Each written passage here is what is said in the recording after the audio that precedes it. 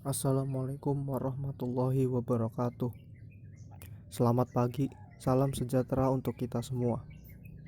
Pada pertemuan kali ini, kita akan membahas arti penting Undang-Undang Dasar Negara Republik Indonesia tahun 1945 bagi bangsa dan negara Indonesia.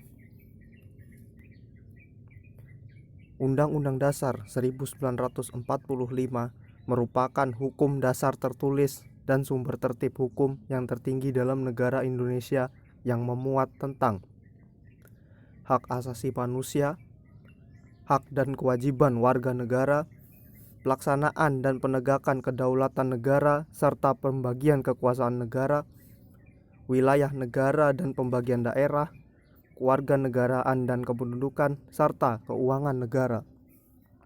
Sebagai peraturan negara yang tertinggi, Undang-Undang Dasar 1945 menjadi acuan dan parameter dalam pembuatan peraturan-peraturan yang ada di bawahnya.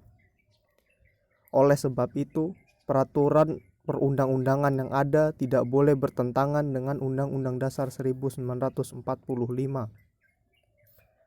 Undang-Undang Dasar 1945 memuat ketentuan-ketentuan pokok saja, sehingga dapat menyesuaikan dengan perkembangan zaman.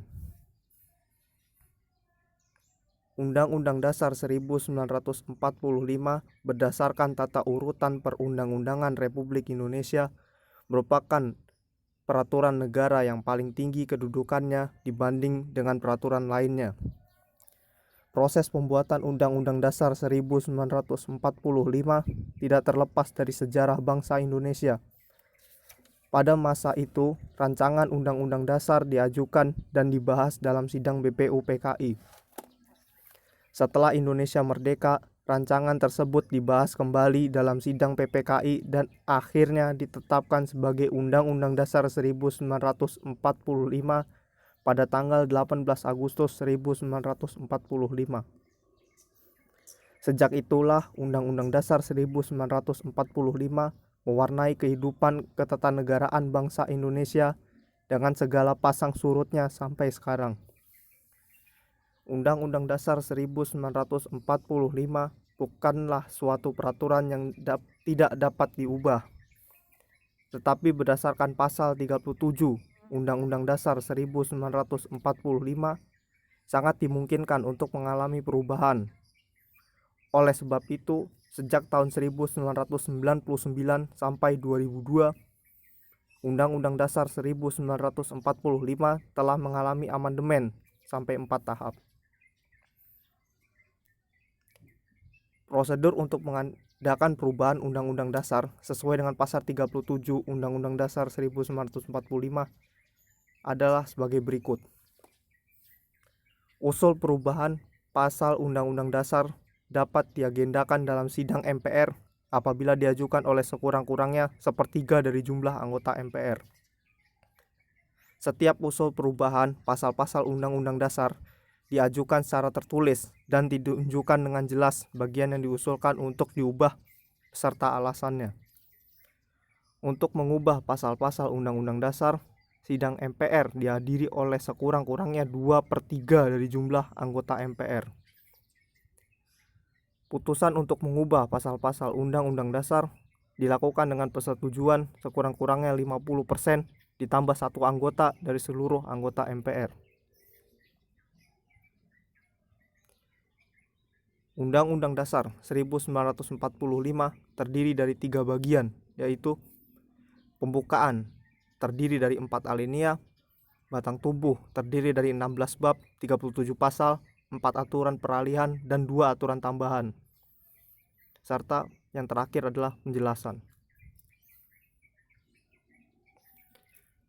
Pembukaan Undang-Undang Dasar 1945 yang terdiri dari 4 alinea itu juga mempunyai pokok-pokok pikiran yang sangat penting, yaitu pokok pikiran pertama, pokok pikiran kedua, pokok pikiran ketiga, dan pokok pikiran keempat. Pokok pikiran pertama yaitu negara melindungi segenap bangsa Indonesia dan seluruh tumpah darah Indonesia dengan berdasar atas persatuan dengan mewujudkan keadilan sosial bagi seluruh rakyat Indonesia. Hal ini berarti bahwa negara menghendaki persatuan dengan menghilangkan paham golongan, mengatasi segala paham perseorangan. Dengan demikian, pokok pikiran pertama merupakan penjelmaan sila ketiga Pancasila. Pokok pikiran kedua yaitu negara hendak mewujudkan keadilan sosial bagi seluruh rakyat Indonesia. Hal ini merupakan pokok pikiran keadilan sosial yang didasarkan pada kesadaran bahwa manusia mempunyai hak dan kewajiban yang sama untuk menciptakan keadilan sosial dalam kehidupan bermasyarakat. Dengan demikian, pokok pikiran kedua merupakan penjelmaan sila kelima Pancasila. Pokok pikiran ketiga yaitu negara yang berkedaulatan rakyat, berdasar atas kerakyatan dan permusyawaratan atau perwakilan. Hal ini menunjukkan bahwa sistem negara yang terbentuk dalam Undang-Undang Dasar haruslah berdasarkan atas kedaulatan rakyat dan berdasar permusyawaratan perwakilan. Pokok pikiran ketiga merupakan penjelmaan sila keempat Pancasila. Pokok pikiran keempat yaitu negara berdasarkan atas ketuhanan yang Maha Esa, menurut dasar kemanusiaan yang adil dan beradab. Hal ini menunjukkan konsekuensi logis bahwa Undang-Undang Dasar harus mengandung isi yang mewajibkan pemerintah dan lain-lain penyelenggara negara untuk memelihara budi pekerti kemanusiaan yang luhur dan memegang teguh cita-cita moral rakyat yang luhur. Di dalam pembukaan Undang-Undang Dasar 1945 alinea keempat terkandung pula dasar negara ada Pancasila, yaitu ketuhanan yang Maha Esa, kemanusiaan yang adil dan beradab, persatuan Indonesia, kerakyatan yang dipimpin oleh hikmat kebijaksanaan dalam permusyawaratan perwakilan, keadilan sosial bagi seluruh rakyat Indonesia. Dalam batang tubuh Undang-Undang Dasar 1945 terkandung sistem pemerintahan negara, yaitu Indonesia adalah negara yang berdasar atas hukum, sistem konstitusional, yaitu pemerintah berdasarkan atas konstitusi hukum dasar, jadi tidak bersifat kekuasaan yang tidak terbatas. Presiden ialah penyelenggara pemerintah negara menurut Undang-Undang Dasar. Presiden dibantu oleh menteri-menteri negara yang diangkat dan diberhentikan oleh presiden. Kekuasaan kepala negara terbatas. Kepala negara harus tunduk pada konstitusi. DPR tidak dapat dibubarkan oleh presiden. Sikap positif terhadap pelaksanaan Undang-Undang Dasar 1945 dapat dikembangkan dengan cara menghormati dan melaksanakan aturan-aturan lain di bawah Undang-Undang Dasar 1945, termasuk tata tertib sekolah. Menyadari manfaat Undang-Undang Dasar 1945. Mengkritisi penyelenggaraan negara yang tidak sesuai dengan Undang-Undang Dasar 1945. Mematuhi aturan dasar hasil perubahan Undang-Undang Dasar 1945. Berpartisipasi secara aktif dan bertanggung jawab dalam melaksanakan Undang-Undang Dasar 1945.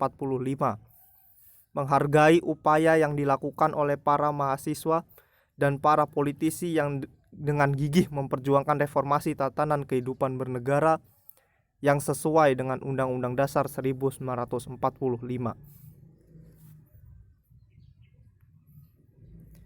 Sekian pemaparan materi pada kali ini. Tolong dibaca lagi dan dipahami lagi. Setelah itu, kerjakan tugas kuis yang telah dikirim di Google Classroom kalian masing-masing. Terima kasih. Kurang lebihnya mohon maaf. Selamat pagi. Wassalamualaikum warahmatullahi wabarakatuh.